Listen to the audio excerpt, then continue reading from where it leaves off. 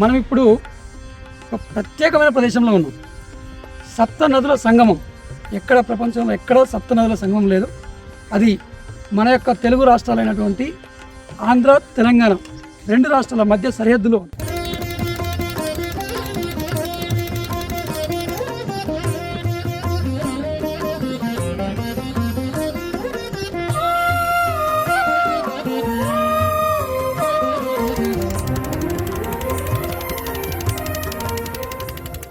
ఎనిమిది నెలలకు ఒకసారి మాత్రమే భక్తుల దర్శనార్థం ఆలయం అవతరిస్తుంది. మిగతా 8 నెలలు నదిలోనే ఉండిపోతుంది.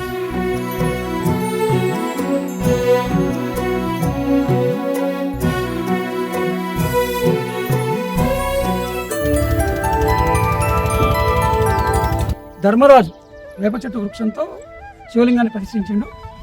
వేల సంవత్సరాల నుంచి నీళ్ళల్లో మునుగుతూ కొద్ది రోజులు భక్తులకు దర్శనమిస్తూ వేల సంవత్సరాలు గడిచినప్పటికీ చెక్కు చెదరకుండా అలాగే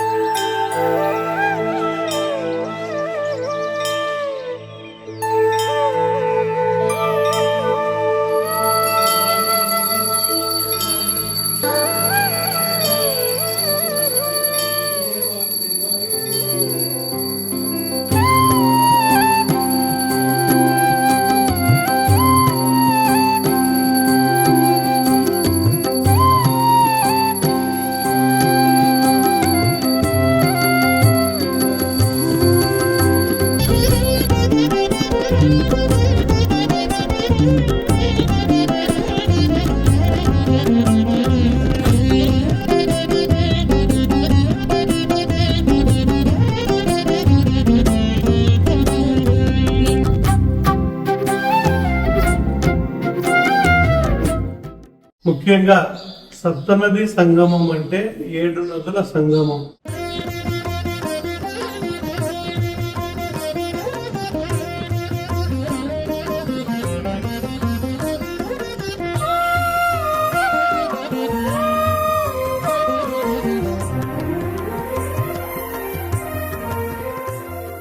టెంపుల్ దేవస్థానం కూడా ఓపెన్ అయ్యి మేము అందరం చూసినందుకు మా అందరికీ జీవితం ధన్యమైందని మేము భావిస్తున్నాము.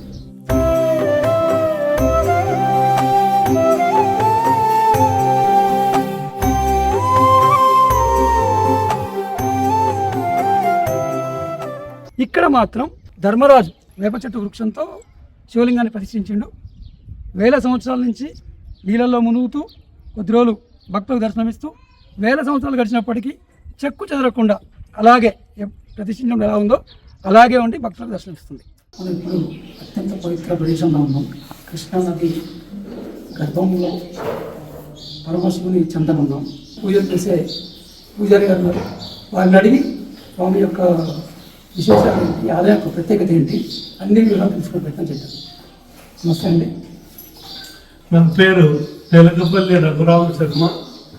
సప్తనది సంగమ క్షేత్ర పురోహితులు, సప్తనది సంగమేశ్వర స్వామి ఆలయ ప్రధాన అర్చకులు.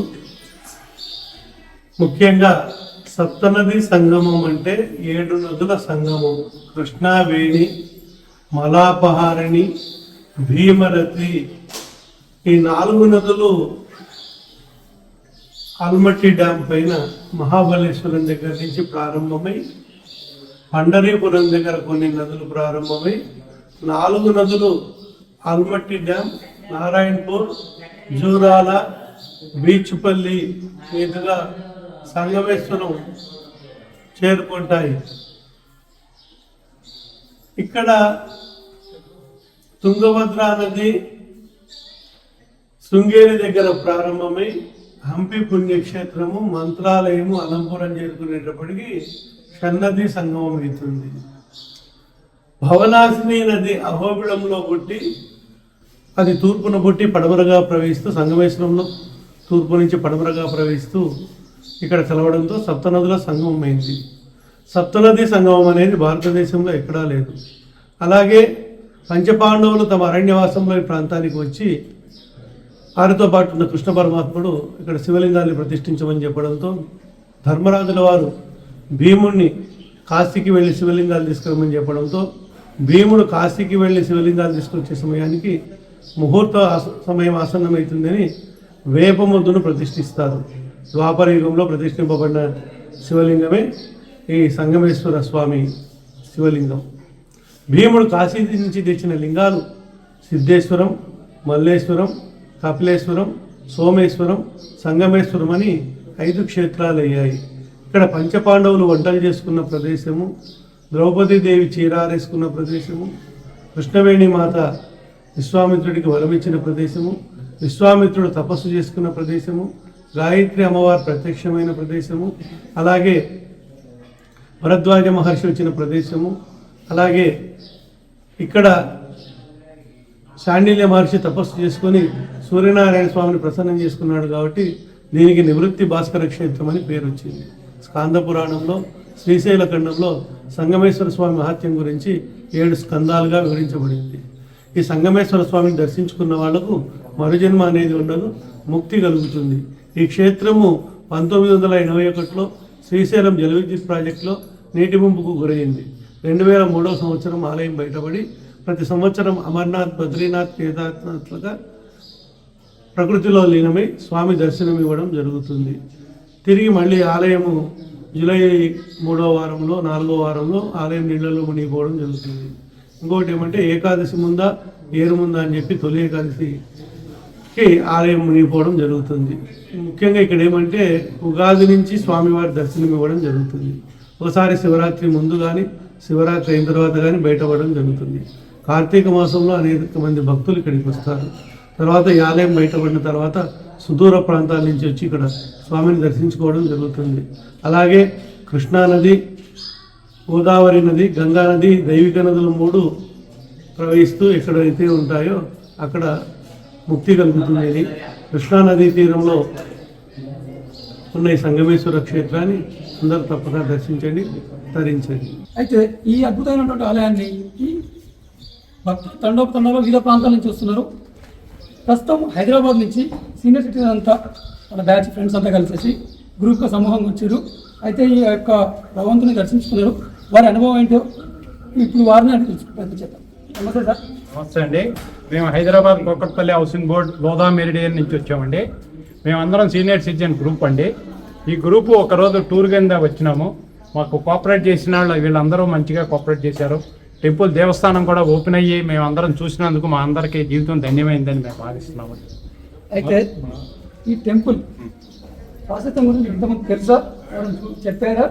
మీరు ఇప్పుడు వచ్చారు సంవత్సరంలో 8 నెలల్లో కృష్ణమ్మ గర్భంలో దర్శనం ఇస్తున్నారు. అసలు ఎలా అనిపించింది మీకు? నమ్మశక్యంగా ఉందా? ఏమనిపించింది? నమ్మశక్యంగానే ఉందండి. ఇప్పుడు గురుగారు చెప్పారు దీని విశిష్టత అంతా. 8 నెలలు నీళ్ళల్లో ఉండి 4 నెలలు ఓపెన్ ఉండి భక్తులకి ఉపయోగపడేది 4 నెలలు.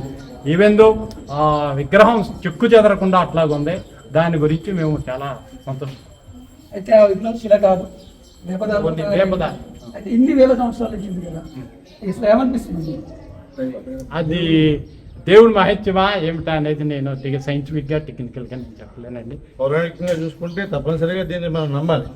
ఎందుకంటే ఎప్పటి నుంచో ఉన్నటువంటి దేవదారైనా 100 సంవత్సరాలు ఉన్నటువంటి చరిత్ర ఉంది, ఏ టేక్కైనా ఏదైనా. అదేవిధంగా ఇది కూడా ఆ రోజుల్లో మంచిది తీసుకొచ్చి చేసుకుంటారు కాబట్టి తప్పనిసరిగా ఉంటుందని మేము నమ్ముతున్నాము. అదే తప్పనిసరిగా మాకు ఏంటంటే ఈ సీనియర్ సిటిజన్ తరఫున మా సమూహంలో ఈ నేషనల్ హైవేస్ ఇంజనీర్ అయినటువంటి రాజేంద్ర గారు గోదా మీడియంలో ఉంటారు. ఆయన ప్రోద్బలంతో మా సీనియర్ సిటిజన్ అందరినీ కూడా సోమశిల ప్రాజెక్ట్ చూపించడానికి తీసుకొచ్చి ఆ సందర్భంలో మా అదృష్టం కొద్ది ఈ రోజే ఈ దేవాలయం ఓపెన్ కావడం, మేము దర్శించుకోవడం చాలా ఆనందంగా ఉంది. ఆయన పెట్టినటువంటి ఈ ప్రోగ్రాము చాలా సక్సెస్ఫుల్గా జరిగింది. ఆ సందర్భంగా మీరు కూడా వచ్చినందుకు మా ధన్యవాదాలు. ఈ అరుదైన ఆలయానికి తెలంగాణ, ఆంధ్ర రాష్ట్రాల నుంచే కాకుండా ఇతర రాష్ట్రాల నుంచి కూడా భక్తులు తండోపతండా తరలి వస్తున్నారు. ఈ అవకాశం మళ్ళీ రాదు. సంవత్సరంలో ఒక 2 నెలలు 3 నెలలు ఎండాకాలంలో మాత్రమే వస్తుంది కాబట్టి ఇప్పుడు మనతో పాటు కర్ణాటక రాష్ట్రం నుంచి వచ్చిన భక్తులు ఉన్నారు. వారి యొక్క అనుభవం ఏంటిది, ఇంతకుముందు వచ్చారా ఏంటి ఒకసారి తెలుసుకునే ప్రయత్నం చేద్దాం. ఈ యొక్క టెంపుల్ గురించి ఇంతకుముందు విన్నారా, చెప్పారా?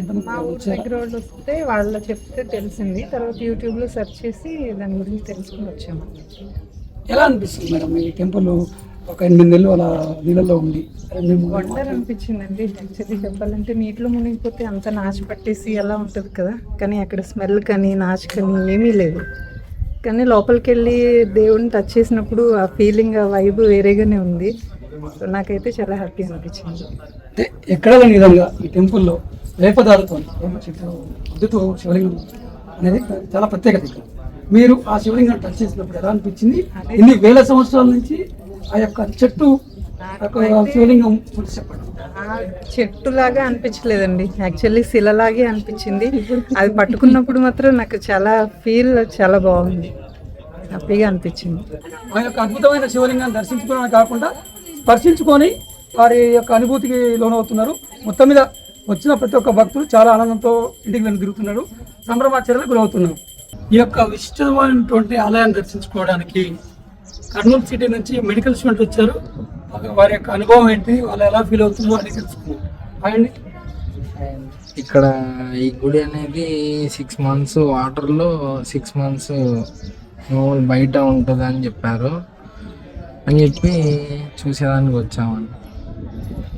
ఎలా అనిపిస్తుంది? ఇప్పటి వరకు ఇక్కడ మనం నిల్చున్న ప్రాంతం మొత్తం నీటితో కప్పేసి ఉంది.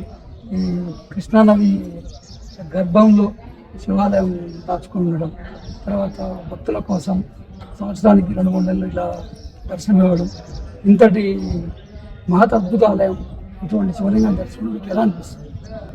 మేము మామూలుగా బయట వాళ్ళు చెప్పినప్పుడు ముందుగా నమ్మలేదు, మేము ఇక్కడికి వచ్చి చూసినప్పుడు అది నిజమే అని మాకు కూడా అనిపిస్తుంది. ఆలయం ఎలా అనిపిస్తుంది? ఆలయంలో ఉన్నటువంటి శివలింగం అత్యంత విశిష్టమైనది, ఎక్కడ ప్రపంచంలో ఎక్కడ లేనటువంటిది వేపదారుతుంది, అంటే వేప చెట్టు చేసే శివలింగం చెప్తున్నారు. మీరు ఎప్పుడు అటువంటి శివలింగం చూసినట్టుకోవచ్చు.